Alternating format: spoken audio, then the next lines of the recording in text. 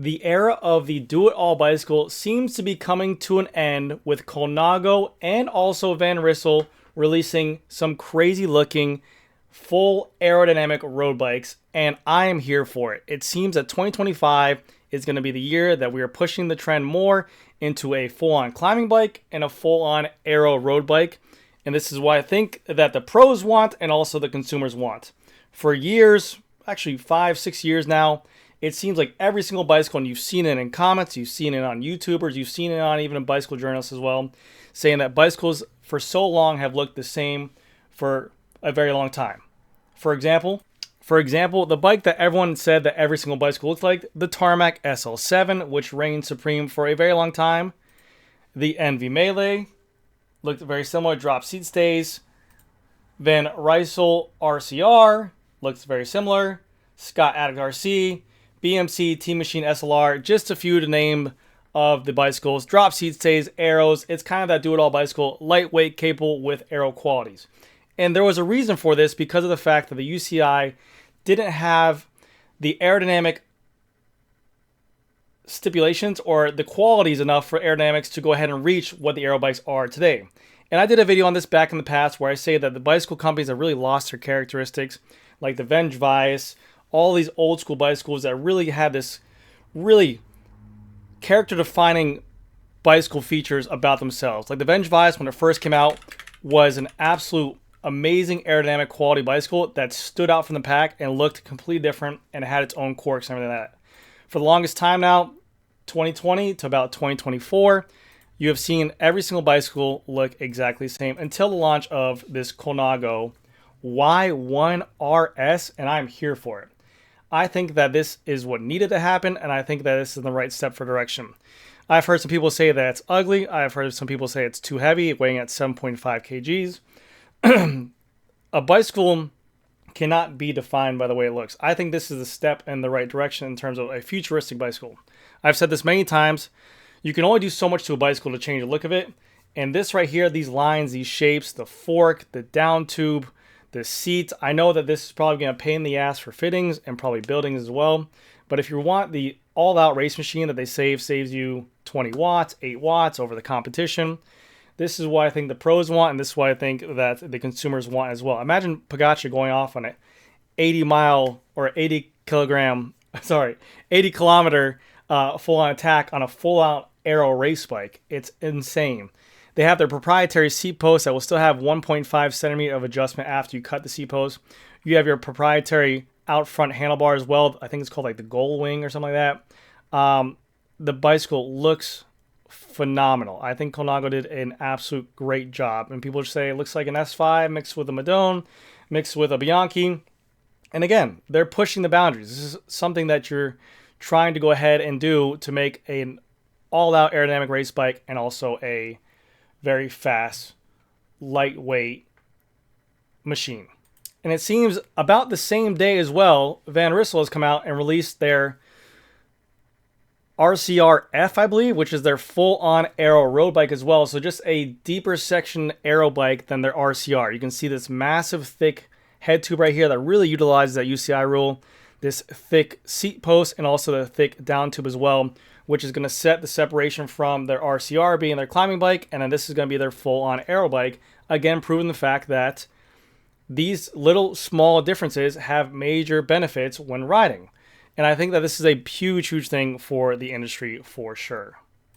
Now, where does this lead the bicycle industry going on in the future? We always hear that there are some companies that people want a bicycle to bring back. I've mentioned it many times before on this channel as well, like the Venge.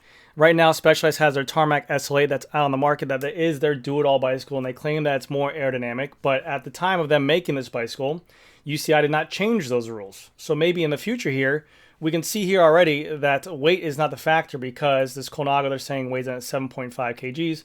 And weight is not a big deal for aerodynamics. Aerodynamics is the key. And I want to say 2016, 2017, aero was everything. It was all over Specialized, it was all over Trek. Aero bikes was the main thing on there. Now, what this means is I think that with this whole utilization here, I mentioned this before that I'm a Specialized dealer, and I have lost sales because of the fact that consumers just want the look of that aero bike. They want that deep section tube, and in their mindset that they think that this bicycle is not more aerodynamic than this bicycle because of the fact just the way the tubing looks on there. And I'm sure there's some science behind it, even though that they have their testing, their wind tunnels, and everything done on there as well. So I think that you're seeing companies like Specialized that has a tarmac SLA that when it first came out, it worked really well because of the fact that there wasn't that utilization for that UCI rule. And also it helps consumers make decisions because it doesn't confuse them with having to choose between a tarmac and Avenge. You're getting the best of both worlds. But I think that if they really do focus on the lightweight version of this tarmac bike, and then they go ahead and put out Avenge, utilize crazy aerodynamics there, I think they can definitely get some aerodynamics savings out of there. I've also heard some feedback from customers with the brand new Trek Madone Gen 8. This is from customers, not my customers. This is from people I ride with. And I also know dealers and friends and people who have had the Gen 7 from the Gen 8. The Gen 7 was a full all-out aero race bike. The Gen 7 was a beautiful bike. Trek Madone Gen 7. That really screamed aerodynamics to the fullest. When the Gen 8 came out, they basically just said, hey, we're going to make this bicycle as light as the Amanda and just as aero as the Gen 7. From consumers riding this at flat areas where the speeds get up to 30 miles an hour, this is their words, not mine, they're saying that they feel like this bicycle at those speeds does not hold speed as well as their Madone Gen 7. And that's from someone coming from a Gen 7 that bought the Gen 8 themselves. So if you're going to sit there and say there's a bias in there, that's them saying that as the consumer. So, and a lot of people who had the Gen 7 really were confused on why they released the Gen 8 only a year after it. I've heard speculation that they might even scrap the Gen 8 early and go after a Gen 9 to really go after that all-out aero road bike because of the fact that I think that that category is missing. This might work for a lot of places where it's a do-it-all bicycle, but I think that Trek had a good bicycle. This should just be the Amanda, and they should have just kept the Madone Gen 7. Obviously, they did it to cut costs, to cut SKUs, to save money, but I think they're missing that deep aero road bike there for sure. Scott just released their brand new Scott Addict RC, which weighed in at 5.9 kgs, and they still have their crazy aerodynamic foil RC as well. So they are all in on the fact of having a crazy lightweight climbing bicycle and a crazy aerodynamic bicycle. And that is still a great business model. It's something that I can sell off of. It's something that a consumer can have options for. And you're really not going to be on the fence within the two of them. Not saying that that new Scott Addict RC doesn't have aerodynamic qualities on it either. It definitely does. But it's just not as crazy as you have on the foil. The biggest issue that people have with these aero bikes is that the vertical compliancy of these bicycles, they're known to be much more stiff because of the fact that they have thicker square tubes.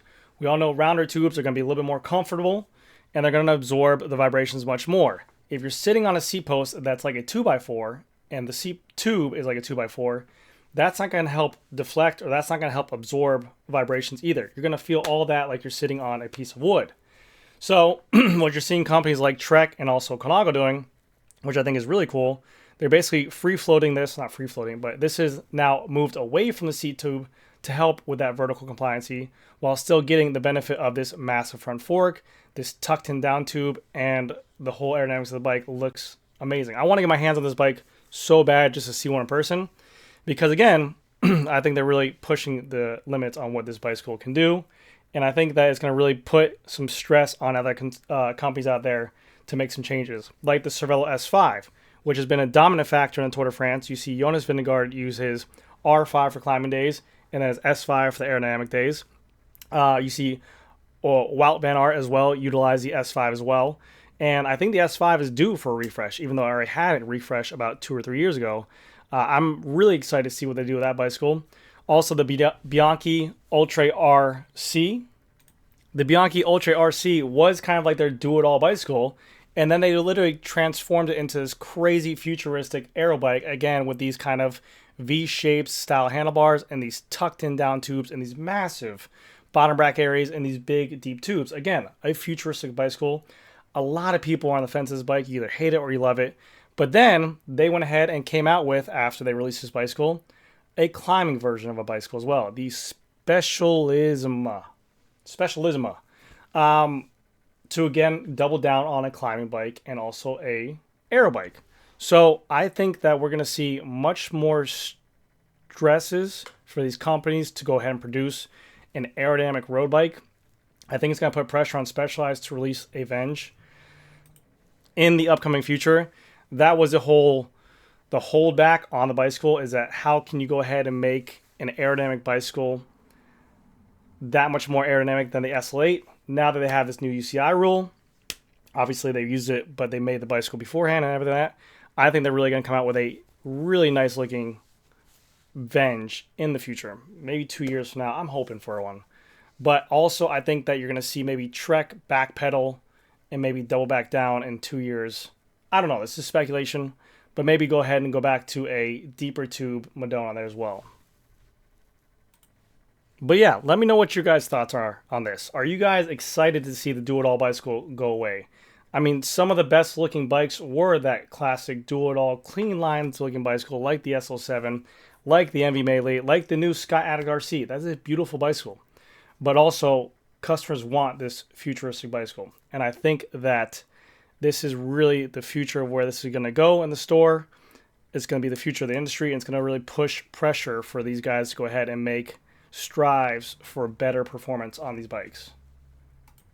With these bikes, they will come with obviously proprietary parts. There will be some headaches during fits. There will be some headaches during service as well for like headset changes, and I'm sure some other proprietary special parts in there as well.